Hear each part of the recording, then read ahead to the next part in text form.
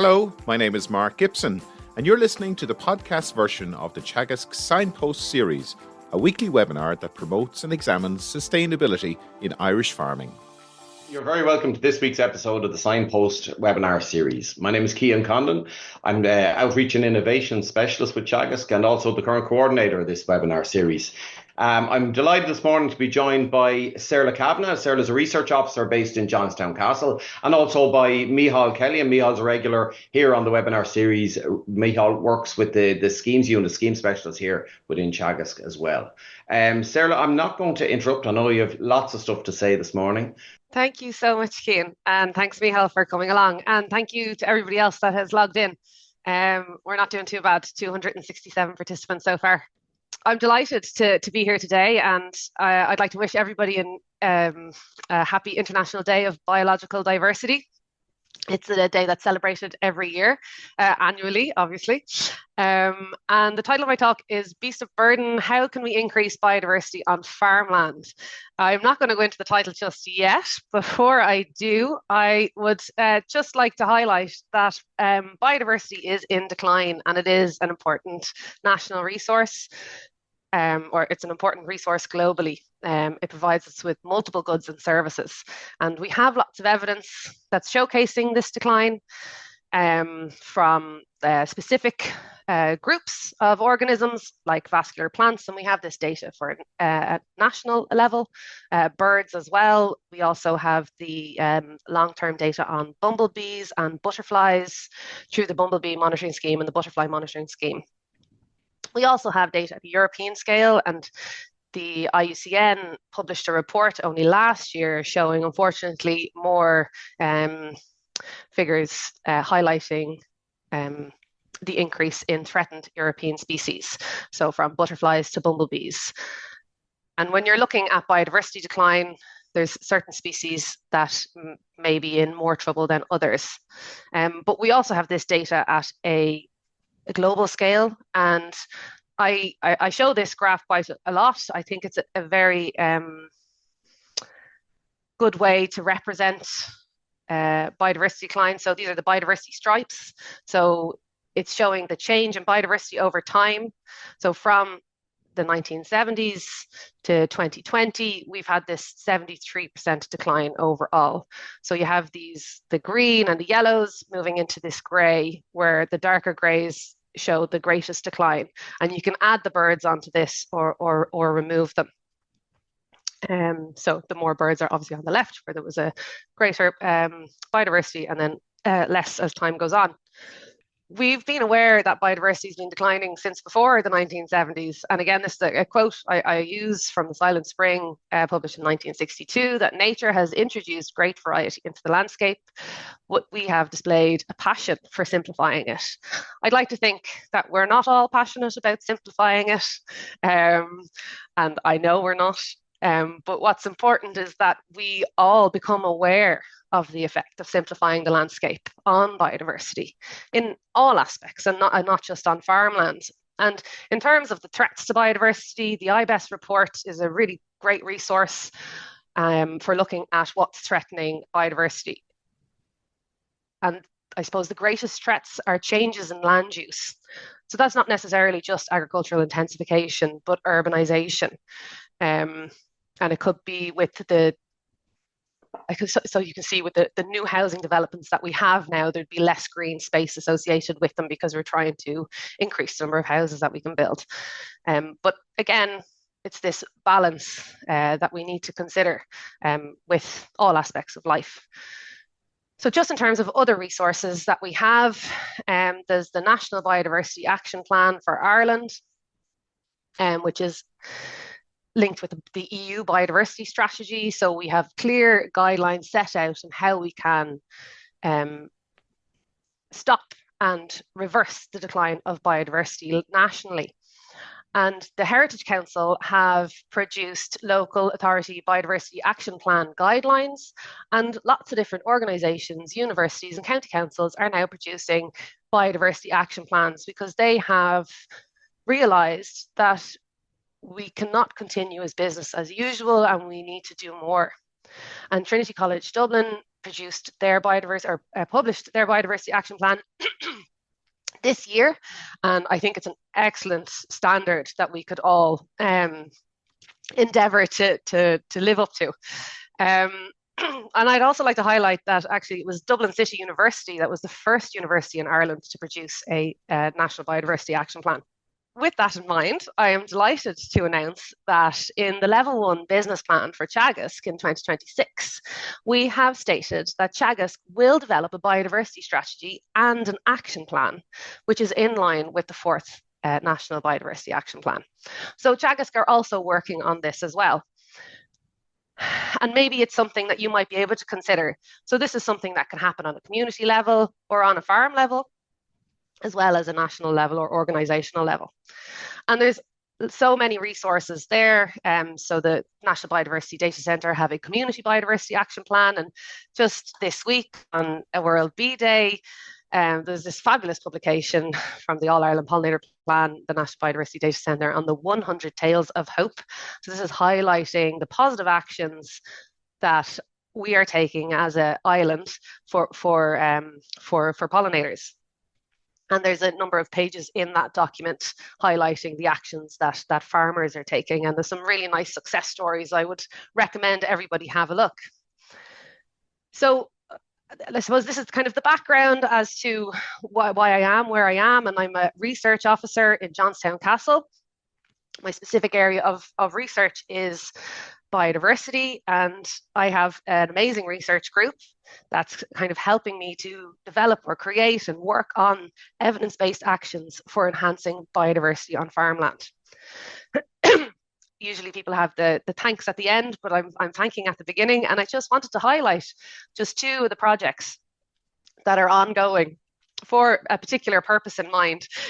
So one of these projects is being managed by a Clementine Citolo, who is a PhD student, and her project is ponds for pollinators. So Clementine wants to identify how ponds are beneficial for pollinators on farmland, and to look at relationships between different pond characteristics and pollinators. So the number of pollinators and the different types of pollinators that are on the farm. But also looking at what motivates farmers to create these ponds and what factors are influencing their implementation. So it's a mixture between ecology and sociology. And Clementine is currently looking for sites for her PhD. So this is a QR code, but she also has an email address. So it's clementinecitolo@teagasc.ie. So if you are a farmer in the audience, or if you know someone, please share this information. And we're specifically looking for ponds that are close to our base in Johnstown Castle, just for logistical reasons, travelling back and forth to the lab. So Wexford, Waterford, Kilkenny, Carlow, Kildare and Wicklow. But do get in touch, and we will try to see if we could include your pond if you're interested in participating in the project. The SAFER project is a European project where we're looking at 6 different living labs across Europe. So it's strengthening agricultural landscape multifunctionality through the expansion of agroecological farming in Europe. Mouthful, I know, but to be really specific, we want to understand the barriers to upscaling agroecology. So agroecology or agroecological practices, they can vary. So we want to predict the effects of agroecology upscaling on biodiversity and ecosystem services. So the agroecological practice that we are looking at is the variance in soil inversion in cropping systems. So we want to measure predators, pollinators, soil health through earthworm counts, plants, crop yields, as well as soil water infiltration. So we're looking at multiple biodiversity aspects and ecosystem services on a field scale, but we want to kind of enhance that to look at the landscape scale. We want to generate evidence to support the upscaling of these practices. So we've identified 10 landscapes that we want to conduct our research on. And within each landscape, we need 3 habitats. So we have 1 crop field is a business as usual, 1 crop field with an agroecological practice, and then 1 additional habitat. So we're looking at specifically the effect of non-inversion soil management in the landscape. And we need a increasing proportion of non-inversion practices. So if you can imagine so the first circle here, this is landscape 1. And there's lots of blue rectangles. So there's lots of business as usual crops. And if you look at the green rectangles, the number of them increase. So these are the fields. So the number of fields within a landscape that's incorporating an agroecological practice is increasing. So by getting all of this data, we'll be able to see if it's possible for this upscaling of these practices. And so it's important, sorry, before I go into that graph, it's important to be able to quantify each of these each of these fields in the landscape. And the team, which is including Aisling Moffat, who's based in UCD, and Beth Bryan is a PhD student in Johnstown Castle, together, they're gathering this information at the moment. And we're focusing our research in Kildare and bordering counties. And so far, we've ground truthed 18 sites. So what I think is really interesting about this graph is that there is a portion of non-inversion management types in the buffer zones that we've drawn. So within these 18 sites, there's a great variation. So the yellow is this reduced or this non-inversion management. So they could vary. I'm sure the experts in the audience, which I don't think I will ever be an expert in non-inversion management of soil, but I will endeavour to learn more. But it's really nice to see this gradient across the sites of this non-inversion or reduced soil disturbance. And you can also see it for the conventional soil management techniques. And then there's also obviously grasses, which is not surprising. And the blue is just the unknown. So we don't know yet what that is. But we are on the right track for this research. So if you are a farmer in Kildare and you are interested in having your farm looked at to identify the range of these soil management practices within your site, and you haven't been in touch with the team yet, we'd be delighted to hear from you. So I'm going to have a pause now. I have a spoon of honey.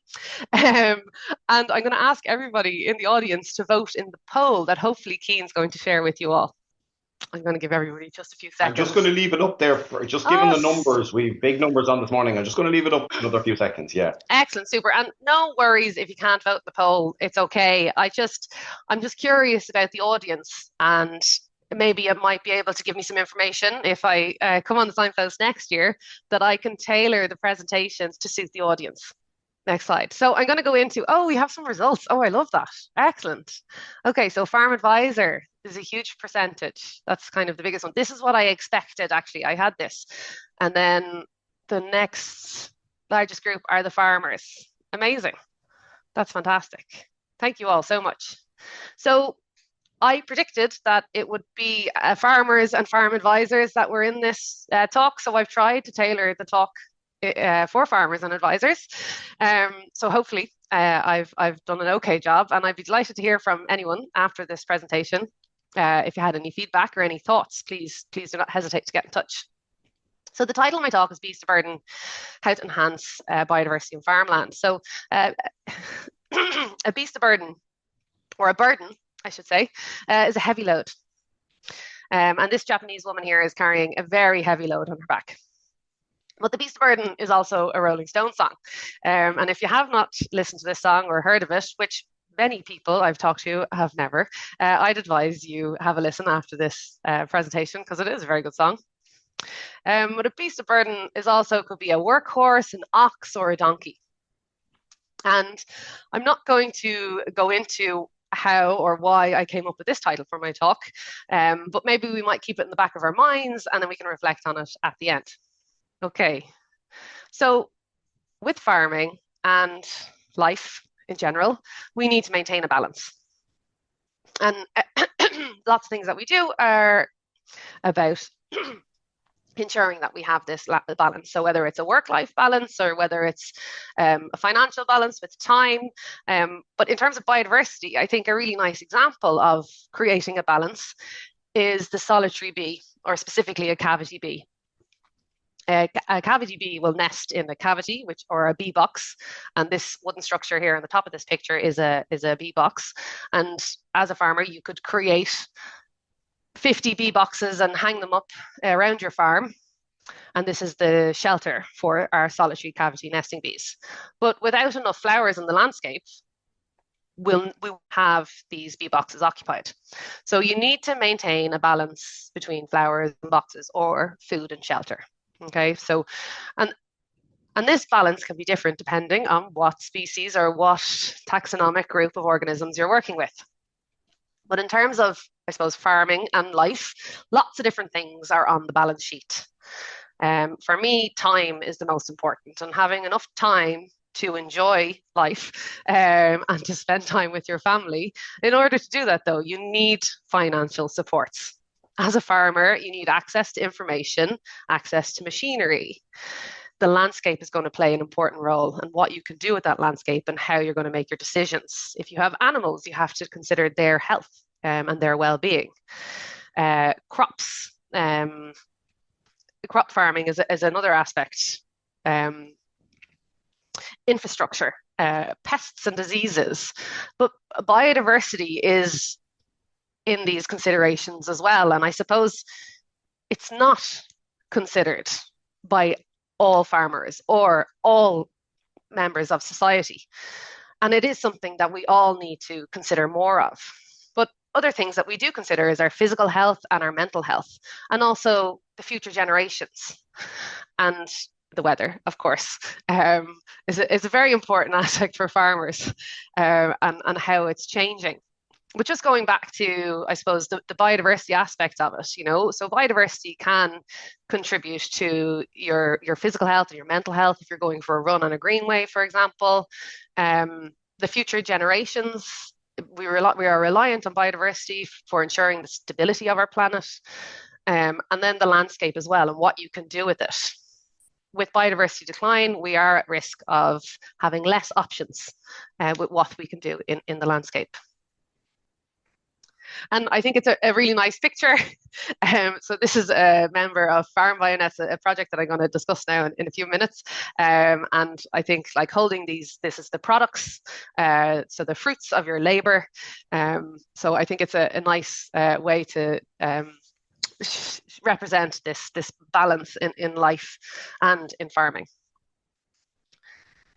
So what I'm hoping that could be a takeaway message from my presentation is that biodiversity can thrive within a productive farming business. And this is a picture of biodiversity thriving. It's a fantastic margin, about 1.5 meters wide, in addition to a tall, wide hedgerow. So it's providing lots of food, shelter, and safety, and connectivity through roadways for lots of different groups of biodiversity. And this is a farm. So this farmer is providing multiple services to society. One of the most important services, obviously, is food, but also protecting these valuable ecosystem services. And there are so many farmers out there that are doing this. And actually, I am a believer that every single farmer in Ireland is doing something for biodiversity, that they just don't actually realise it. So if you are a farmer and you've ever planted a tree, you've done something for biodiversity. And some farmers are really, to me, are going above and beyond and providing so much inspiration for me in my work. And I just wanted to kind of highlight some of those farmers, but not all of them, today. And maybe some of them have tuned in, and thank you very much for your support. I suppose my road and how I got to be here was through working with farmers in the Protecting Farmland Pollinators EIP project. But I've got to interact with multiple other farmers since then. And this week, this lady here on the left, she's a farmer farming in the hills of Tuscany.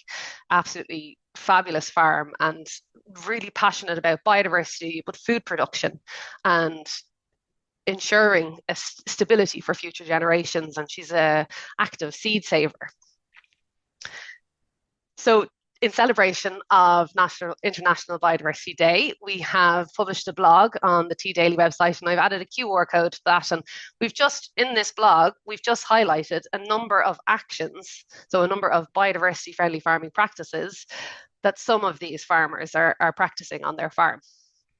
And I suppose my interactions with some of these farmers has contributed to the Farm BioNet project. Farm BioNet is a farmer-focused biodiversity and agricultural knowledge network. And we were very fortunate, but through a significant amount of work, we received funding from the European Union and CIRI, which is a Switzerland funding agency, to create a knowledge network for sharing information on biodiversity and farming.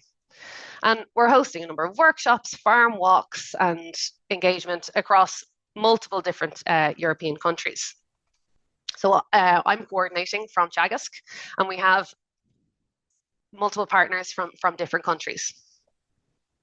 And it's a very positive experience in that we're lots of strong-minded people working together and trying to enhance biodiversity-friendly farming practices across Europe. So I suppose the heart of our project is the EU thematic network of farming and biodiversity. And we have members of this network.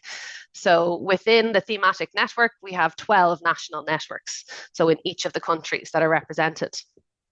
And at the moment, since August, we have 471 members. And this graph here, it just shows the breakdown of the stakeholder distribution within the network. So the first green bar going up there is showing that 30% of national network or thematic network members are farmers. Okay, so it goes down. So we have a balance of different stakeholder groups, but I think what's really nice here is that the farmers are making up the biggest piece of the pie. And we also looked at the gender distribution within the thematic network, and you can see here, which I think is amazing, that it is quite a nice distribution between the yellow and the green part of the pie chart. So we've 241 males and 225 females. Now, that's overall for the thematic network, but if we were to look at the individual national networks, so in Ireland, for example, we don't have this nice 50-50 split, unfortunately, but our Croatian partners, we have quite a lot of female farmers involved.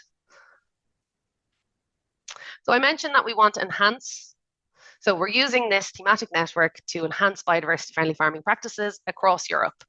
And in terms of biodiversity-friendly farming practice, there's no universal definition, but what we want to do for our purposes is to stop biodiversity loss or increase biodiversity at the local scale. And that's what we're trying to do. So to achieve that, we've set out to identify different biodiversity-friendly farming practices and link them to specific farm types, identify incentives relating to those practices if they're in existence, and in addition, identify benefits that may exist, that are associated with those practices. But what's important is that we need this information to be useful for the practitioner or the farmer. So it's a farmer-focused project. And the farmer is working extremely hard and is facing multiple challenges.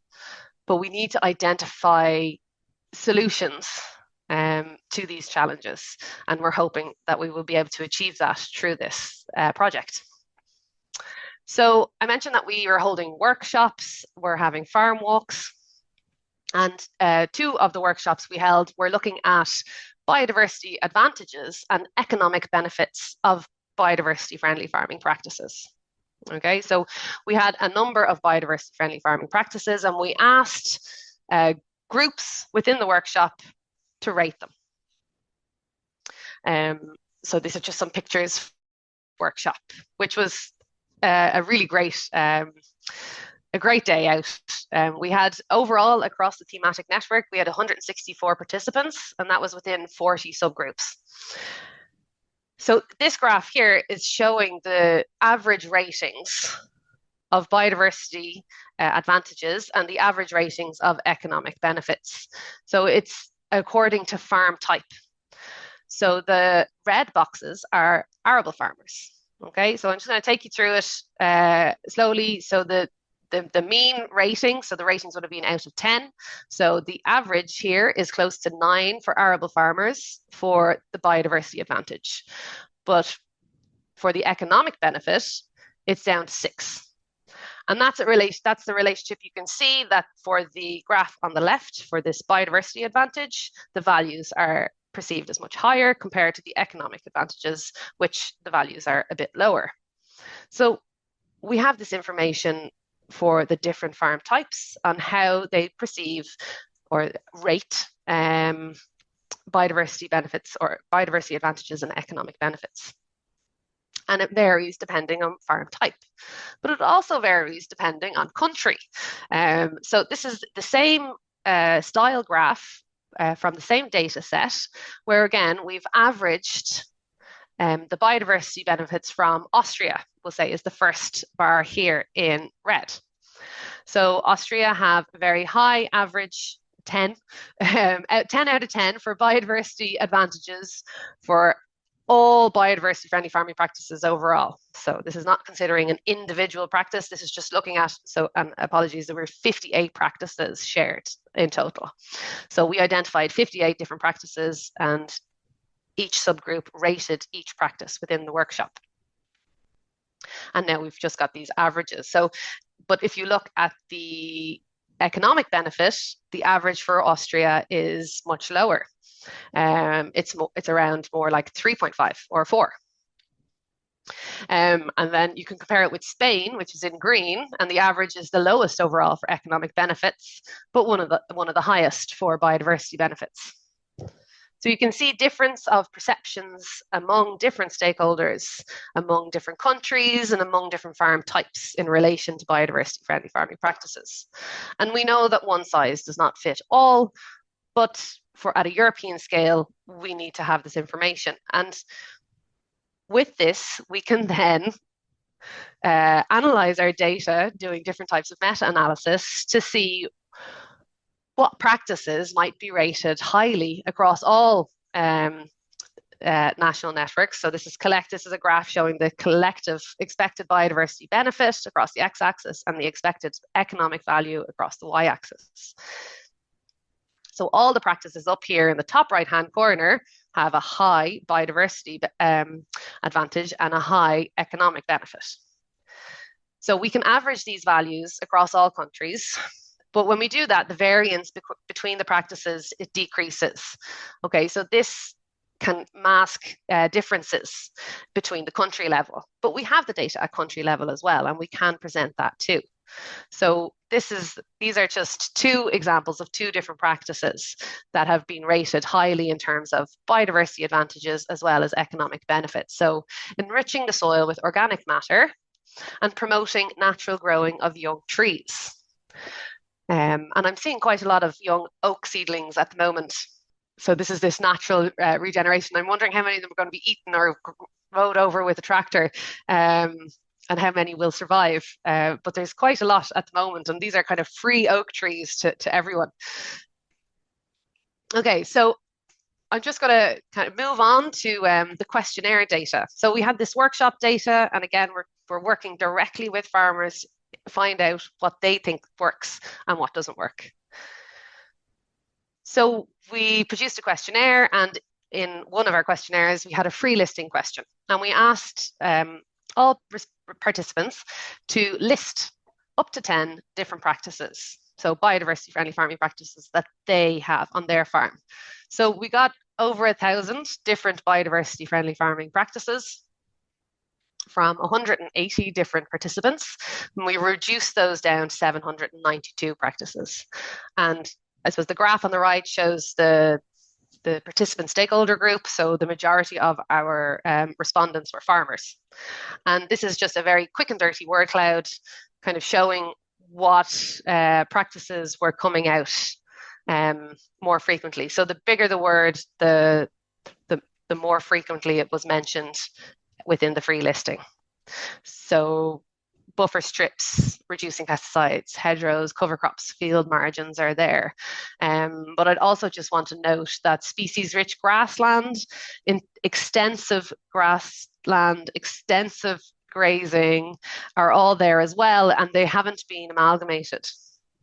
So there's, I'd say species-rich grassland would also be coming up on top or being a larger font size if we were to combine those together.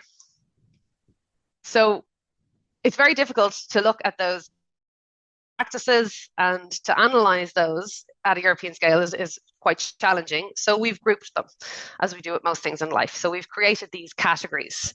So soil health, for example, is one of the categories. And here we have determined the percentage of listed practices according to each of the category. And this is, again, the data is presented at a European scale.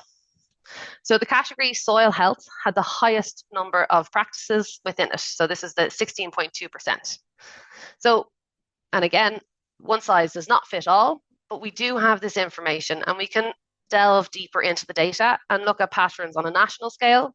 So overall, soil health had the highest percentage of listed practices for Spain, and extensive grassland management with Switzerland, and input reduction is for Ireland. But we also want to know farm type specific data. So we can do that as well. And I'm going to want to try, so we've got 4 different farmer specialist groups in this 4 different donuts. And within each donut, there's a different number of categories.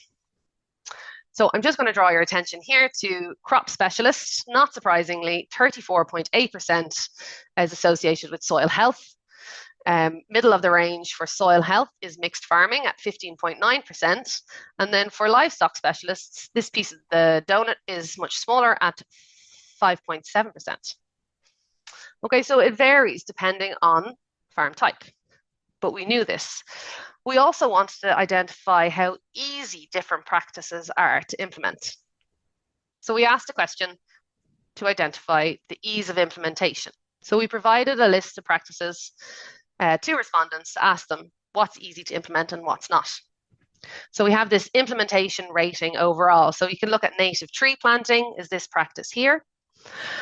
And the green bars are showing that it is easy to implement at different ranges. So if it's dark green, it's very easy to implement. And this is a percentage of respondents that identified this as easy to implement. But overall, for the majority of these different practices, they are perceived to be easier to implement as opposed to not easy to implement. But it's important to remember that this depends on context. So this is, again, European level data, and we can look at this nationally or within each farm type. So we have data on biodiversity advantages, ease of implementation, economic benefits, and frequency of mentions. And what we can do with that is we can combine it at a European scale to identify simple actions for biodiversity. And these are kind of the top 6 actions that have come out of, not in order of preference, that have come out of our data set. So this is what's really important for practitioners and at the farm scale. You know, what is a good action that you can take for biodiversity, and how, and then on top of that is how can you do it in a way that you're not going to have negative implications for the biodiversity. So that's the next step for our project. So what we've done so far is we've created a number of national networks. We've held workshops, farm walks. We've also produced a lot of blogs and newsletters. And if you want to find out more, you can visit farmbionet.eu.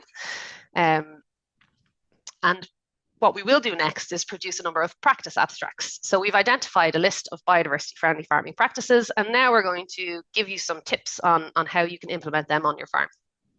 So I'm very conscious of the time, and as Cian predicted, I am taking longer than I anticipated.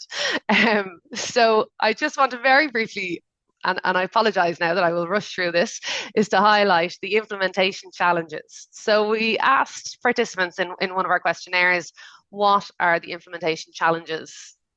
Or can you rate the implementation challenges associated with implementing a biodiversity friendly farming practice? And it was great to see that the top of the list is lack of knowledge. And this project is about creating a knowledge network for knowledge sharing and facilitating peer-to-peer learning. So I suppose we really do need to look more at this lack of knowledge and how we can enhance it at a European scale, but also at a national scale. And it gets a bit more complicated when you go to Germany, because you've got 16 different potential regions that you need to work with.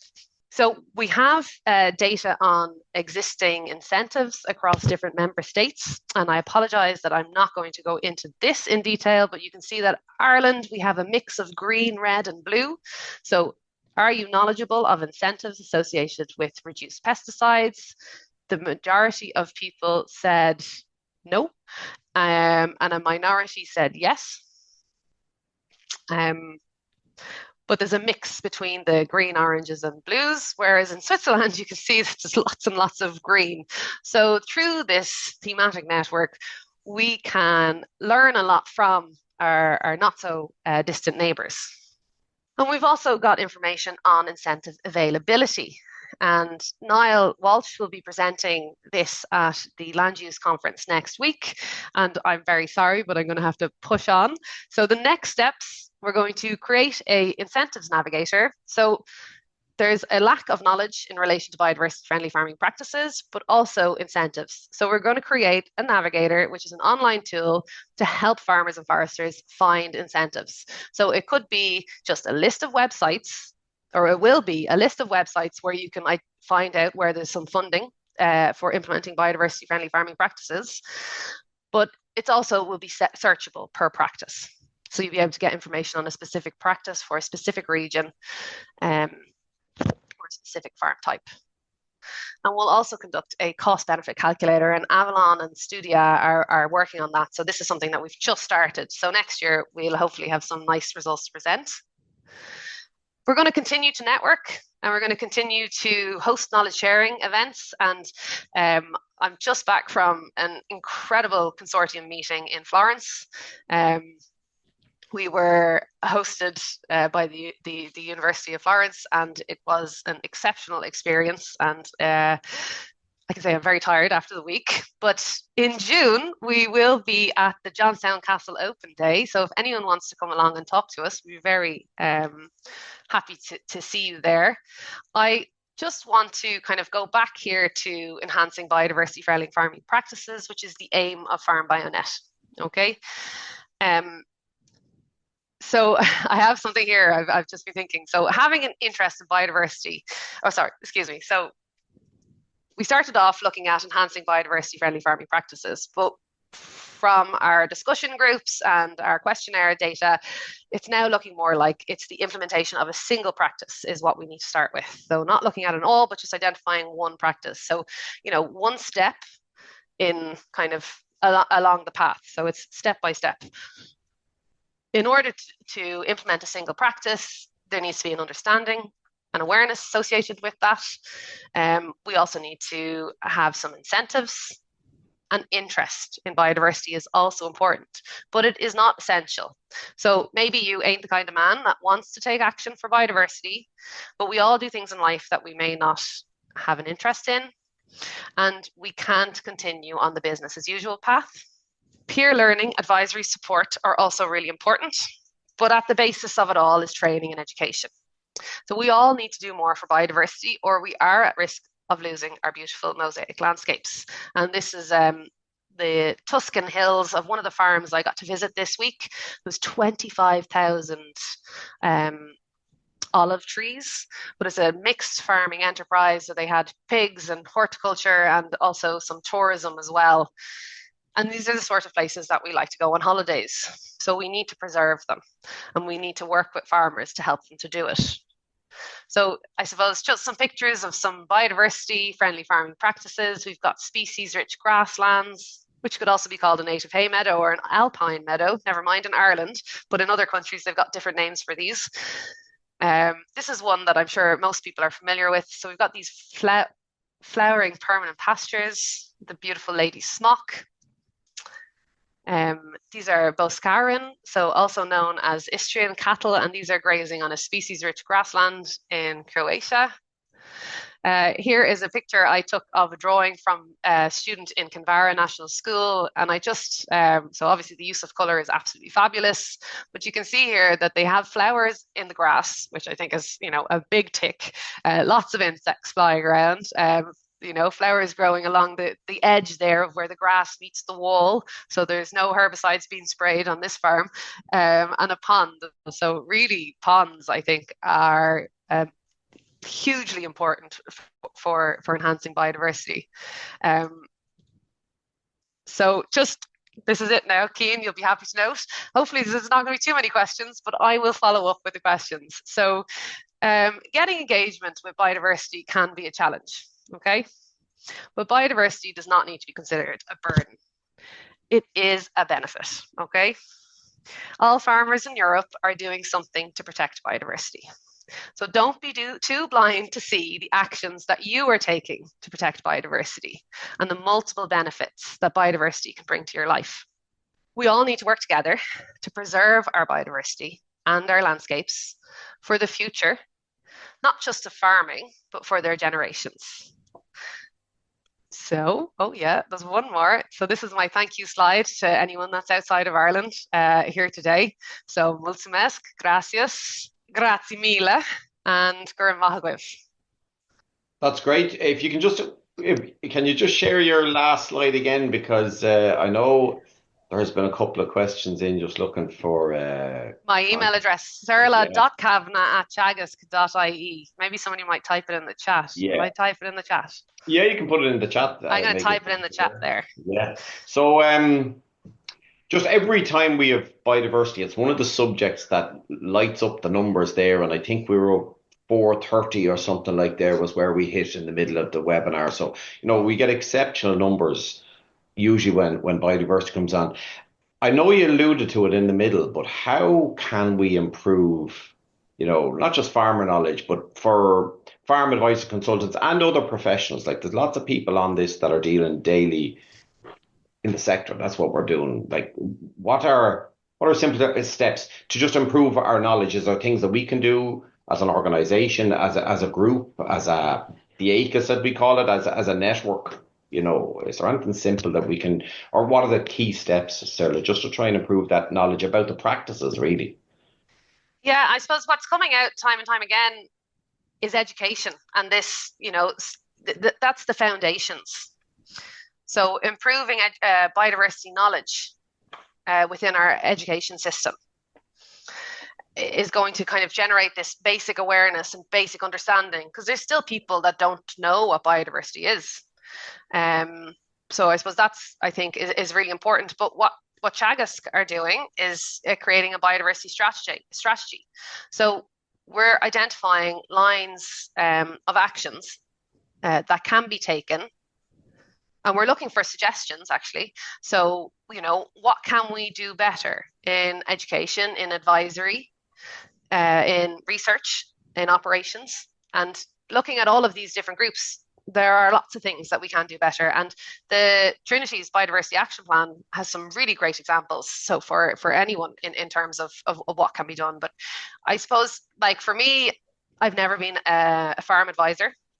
I feel like that's something that I should have received a skill in at some point in my life, because I think it would help me understand more about what it's like out in the field. So I suppose I'm working with Mícheál, who has this knowledge, and I'm quite hopeful. And there's also other advisors in Teagasc that are providing information on this. And again, using this collective approach. So, it's not just one person, but a team of people working together to try and come up with these solutions. But I suppose at the end of the day, we need the farmers' input. So, like, the research can say one thing and the advisors will say another thing, but it really does need to work for the farmer or the landowner, the people that are going to be doing it on the ground. Yeah, that's brilliant. That's brilliant. Thanks a million. We'll go to Mícheál now. And Mícheál, just because you've obviously had direct interaction on the Acres scheme, and Acres has really been the first broad introduction to the kind of results based and bringing the number of species that are out there. Like it's really only been highlighted to a lot of farmers for the first time. So if you've comments as well, now I know there's a good few questions, so we can move through them. But look, if you have comments as well as we go along, please fire them in as well. Yeah, look at it was a good presentation. Yeah, I suppose look at the lack of knowledge on biodiversity for that to be so highly rated there is surprising, seeing as with such interaction with schemes now and results-based scoring that you'd imagine that there should be a lot more awareness out there. Just Sarah, you might comment there just to give people an idea. I know one of the research projects there, the QR code for farmer recruitment. Will say if you're a farm bionet farmers, then were they voluntarily recruited or were they sought after? And just would they be predominantly extensive or intensive, or is there a mix? Yes. So it was an open call, an expression of interest. Would you like to join our national network on farming and biodiversity, which has been exceptional? Like it's a really nice day out, one of the farm walks. And any advisor would be very welcome to join if they'd like to come. So yeah, all stakeholders were invited to participate. We wanted to ensure that we had a balance. So we have representation from policy. So there's someone from National Parks and Wildlife Services, Department of Housing, local government, DEC, DAFAM, as well as different industry partners. So our NUA are involved as well as Board BIA. And then we've lots of different advisors, farmers, foresters, and within the farming group, yes. So there's every farm type. Within each farm type, we've got this range of, I suppose, I think it's not just about the production on the site, but the economics within the farm as well. So we have some derogation farmers, for example. So again, another one that I think it's really important to showcase is that you can have a very highly productive farm business and protect biodiversity and go above and beyond to protect biodiversity, is what some of these farmers are doing.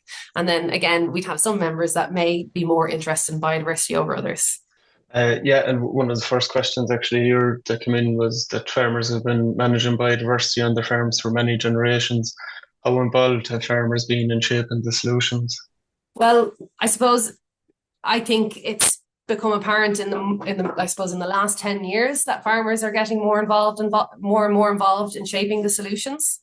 And I think as researchers and policymakers, they realize that we do need to bring the farmers along in the process. So for our project, you can see it's the data that we're getting from all stakeholders, but also from farmers. And we're at the very early stage of data analysis. So we will look into the results that are just associated with farmers. And we're doing that at the moment. There was comment here actually that the National Monument Service has very good interaction with various agri-environmental schemes over the years, culminating in our current involvement with Acres. Is there a case to be made for biodiversity value of archaeological monuments, most of which are privately owned and on farmland? They do very well in high nature value farming contexts, contribute to biodiversity on farms, and provide a focal point for biodiversity actions near them. Is there scope for a study into biodiversity value of archaeological monuments on farms? Most definitely, yes. And there was an EIP project that did look into this, and I've forgotten the name of it. But there is definitely scope for more. And I suppose, our heritage, is what we need to consider. And I don't think I mentioned the Heritage Council, but I don't think I mentioned, the heritage value of these sites and these landscapes. It's just as important as the biodiversity itself. Another question here, it was to do with, you had a graph there on Farm Bionet about the economic benefits of biodiversity. And it was just basically, how is that calculated? Or could you give an indication? So the economic benefits and the biodiversity advantages. So we provided a list of practices to different groups. So we could have been in a group together and there was 40 different subgroups in different countries. and we rated the practice. So we came to a consensus. So allowing hedgerows to grow tall and wide. So as a group together, what would we rate it out of 10? So 10 being extremely advantageous for biodiversity.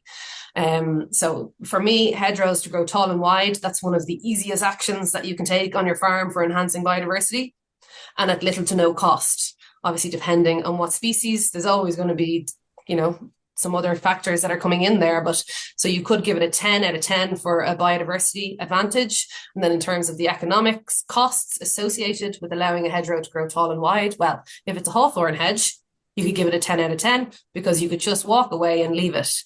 Now, in saying that, you can then look at different farm types. So if you had animals grazing, they will cut the hedge by eating it. But if you had a crop and you're allowing that hedge to grow taller and taller, then, the shade or the height of the hedge might impact on your crop growth. So there's, lots of different things that you need to consider. If you were, a dairy farmer, you could give it a 10 out of 10 in both categories. But if you were an arable farmer, maybe you'd give it a 10 out of 10 for the biodiversity, but maybe you'd only score it a 7 for the economics. I hope that was clear. Yeah, and one of the comments here is, how can you do this biodiversity in hedgerows when county councils cut everything inside and state safety? So we'll get a couple of comments like that as we go. There was a question there. Could you talk about the trade-offs between biodiversity and emissions at farm level? So biodiversity and emissions at farm level, well, I suppose keeping with the hedgerows one, Lillian O'Sullivan did some great work on carbon sequestration of hedges and the tall and wide hedgerows that aren't being cut. So I suppose they're not losing carbon into the atmosphere. And by allowing hedgerows to grow tall and wide, you're allowing them to sequester more carbon. So again, this is just one of the kind of what they call them is co-benefits of biodiversity-friendly farming practices. So there is a linkage there. And just to go back to the county council's comments, and this week I got a message from a colleague showing me his lawn, and they didn't cut it this year, and they allowed it to grow, and they've got a huge amount of flowers growing in a very small area. And these little small actions, taken together, it can have a huge positive impact. And I suppose the family are absolutely delighted with all the different flowers that are growing. And I have it in my front garden and on my road. And specifically, we used to have hundreds of lady smocks growing at one point or another in the lawns. And this year, there just seems to be an increase in mowing frequency. And unfortunately, everything is cut very tightly. So, we can talk about large scale field actions, but even these small little actions in your garden, will have a big impact. And I suppose, one of the questions would always be how do we stop biodiversity being discussed as a standalone topic on farms versus, or how do we integrate it more? Where would you see things going there? This is a brilliant question. Who asked this? You can send me an email. Let's talk about it. I'm looking for ideas. But I do have some suggestions, and that's what I would like, is to see biodiversity incorporated into any aspect of agriculture. And it was recently mentioned to me that we can't, well, I haven't looked at it in detail yet, but we can't talk about biodiversity when we're talking about health and safety. Okay, so you're doing a course in health and safety, you can't consider biodiversity. It doesn't work. Well, actually, it does, because health and safety is associated with pesticide use or Roundup. So you have to protect yourself by wearing the appropriate PPE gear, but also, put up a slide to show, you're using these chemicals and you're protecting yourself, but you are harming the environment. So these chemicals have negative impacts on the water and on the different species.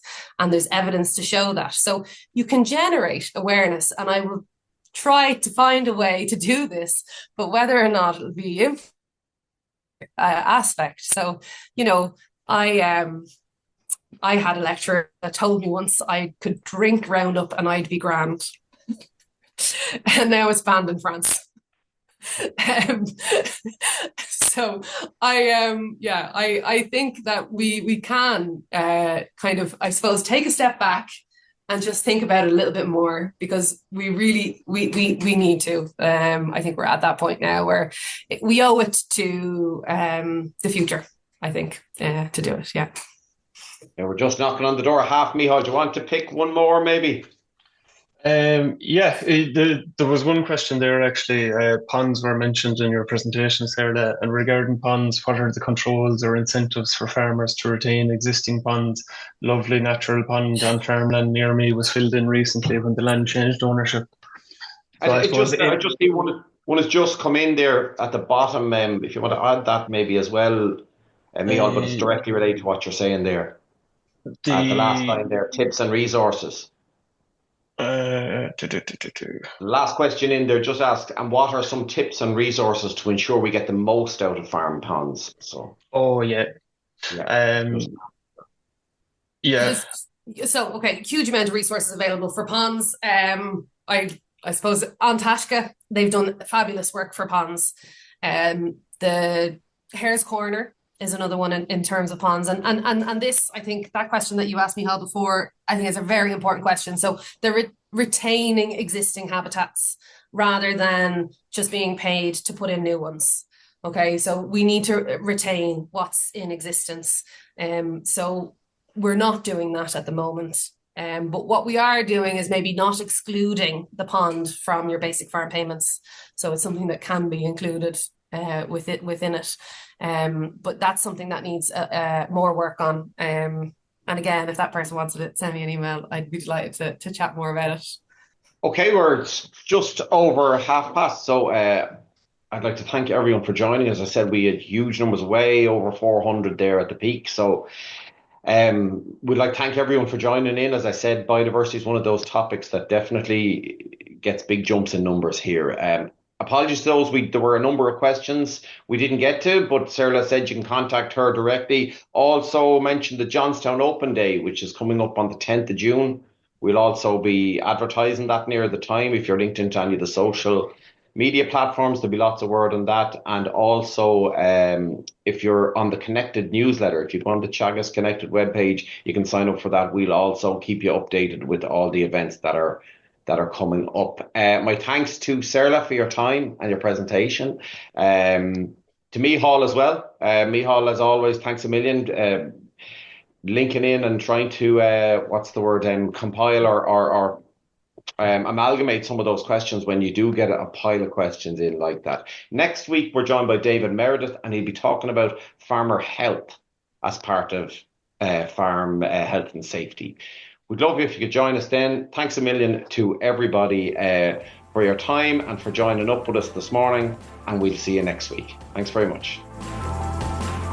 You've been listening to the podcast version of the Teagasc Signpost Series, the weekly webinar that promotes and examines sustainability in Irish farming. Don't forget to join us live every Friday morning for our latest webinar. For more, visit teagasc.ie. And you can also rate, review, and subscribe to the Signpost Series on Apple Podcasts, Spotify, or wherever you get your podcasts from. I'm Mark Gibson, and thanks for listening.